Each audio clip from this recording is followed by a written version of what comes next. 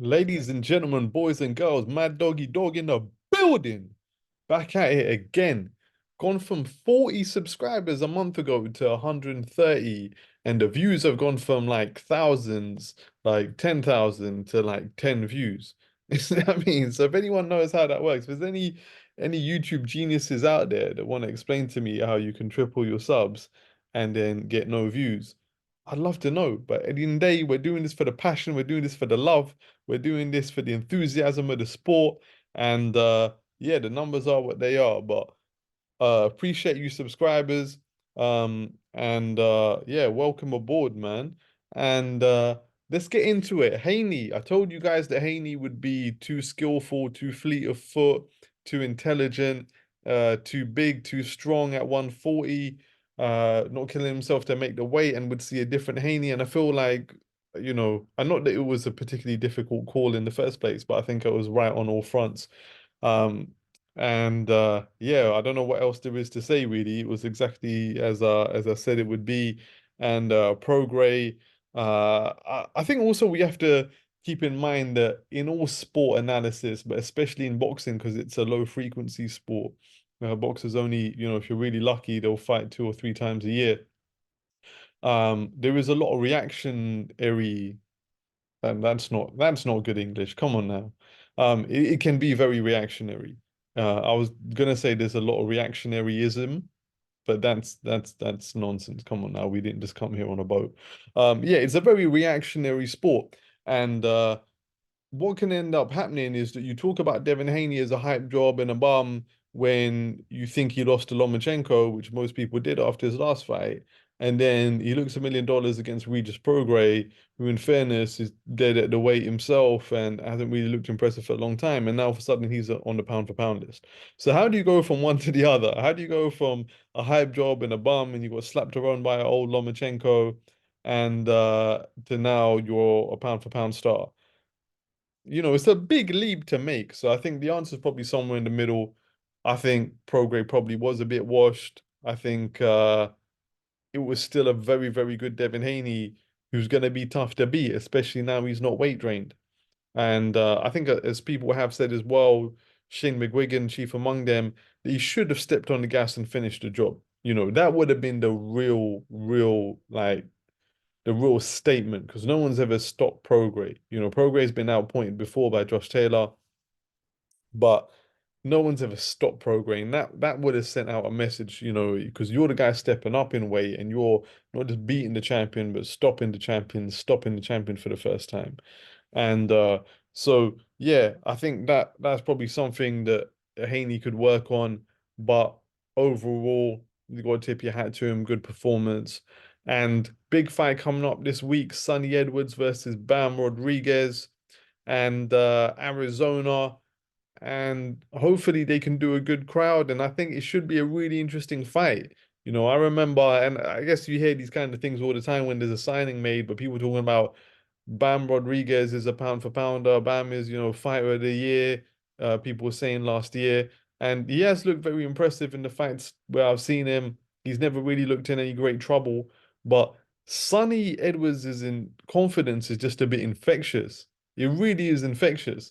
Now, Sonny, I don't know whether this is just where you sign a big deal and you maybe go off the boil a bit, but I feel like the fights that he's had with Matchroom, he hasn't really looked incredible. And I don't know whether that's because he's tight at the weight or maybe he's just like fine at the level of his opposition. But I think before he signed this Matchroom deal, he looked like really dangerous. He really looked like not dangerous in the sense that he's a puncher, but dangerous in terms of, who's going to be able to get near him in order to beat him. He just seemed so skillful. Whereas now, I think it's a pretty close fight, to be honest with you. And based on the level of experience at the top level, it shouldn't be a close fight. You should say the Bam's a clear favorite. But for me, I've definitely been brought in with the Sonny Edwards hype train, the confidence that he has, uh, the dedication he seems to have. He seems to live and breathe boxing. That's all he really does. Um, and I think that if we can see Sonny at his best and Bam at his best, I feel like Sonny might have too much versatility for him. And these Robert Garcia fighters, sometimes they can be outthought, you know, and that was with a TH, not an F. They can be outthought, and I feel like we could see that in Arizona. So if I had to make a prediction right now, I'm probably going on Sonny Edwards on points, in a tight one. Pause. But yeah, I think he could end up snatching like a split decision. Um, Arizona, there'll be a lot of Latin fans, there'll be a lot of Mexican fans, there'll be probably 90% Mexican in there. But I feel like Sonny might just, pick up the decision, but I wouldn't be surprised if it was controversial. I wouldn't be surprised by that whatsoever. Um, Other news to speak on, Benn versus Eubank has fallen through. Apparently Eubank turned down three times his biggest purse, and makes you wonder. He's made some big purses, what he made to fight George Groves in that Super Series semi-final. Manchester Arena would have been a big, big purse. What he made to fight Liam Smith in the first fight would have been a decent purse as well. And what other big purses has he made? Um, yeah, I mean, to make three times what he made against George Groves, even accounting for inflation, because the world has changed since then. Still a lot of money, and apparently, and that's what I thought was interesting. He was being offered a lot more than the first fight against Benn, the one that didn't happen. And he's obviously gone 1-1 since then. He's been knocked out since then, and so I feel like the strategy must be that he feels like that fight is always going to be there. Just because, let's be honest, right? There's no boxing rivalry between these two men. It's a boxing rivalry between their dads, and it's their names and their dad's names that's selling the fight. And maybe he feels like that fight will always be there, a bit like Amir Khan. People saying, "Oh, he has to fight Kell Brook, he has to fight Kell Brook," and he didn't have to fight Kell Brook. He left that fight as his pension pot, and the fight was still there, and it was still big money when it happened. And maybe that's what Eubank's thinking. Maybe he can fight a tune-up, and then maybe fight someone like Billy Joe Saunders. It feels like he picks up that payday. Saunders obviously coming in after 3 years. Feels like he might be out of shape. Maybe that's a big payday he can pick up. And then Ben's only gonna get bigger. They're probably gonna protect him. I doubt that they're gonna put Ben in no big fights, regardless what they say. Might be a good strategy in the long term. I mean, personally, if I was Eubank, I think Eubank potentially is an accident waiting to happen, and he might just want to cash out. But hey, it's his life. Do you know what I mean? He knows how he feels in the gym. And what else is news? Eddie Hearn talking about signing Boots Ennis, and I feel like that would be a good link up. But I think it's in boxing right now. Everything is very disparate. You got the PBC signing this deal with Amazon. The thing that always makes me laugh is when Eddie said, "I don't know the financials, but," whenever Eddie Hearn says, "I don't know X, but," and then he goes on to divulge things that he does know. It seems like the investment for the regular shows is not going to be tremendous, and the deal was heavily predicated around revenue splits. But in order for there to be revenue splits, there needs to be pay-per-view. So I think what you're going to see is nothing particularly special in terms of regular PBC output, that's just going to be available on Amazon Prime. But it does give them a platform to do big pay-per-view cards. So you might see a change in strategy there. And someone like Boots Ennis, he's not really at that pay-per-view level. Um, to be honest, against any of PBC's welterweights. But if you put him in the UK against someone like Conor Benn, then that's a big pay-per-view, for the zone here in the UK. Um, and and it's a decent fight for them to put on regular programming in the US. And maybe the opposite is the case with someone like a Devin Haney stepping up to welterweight one day.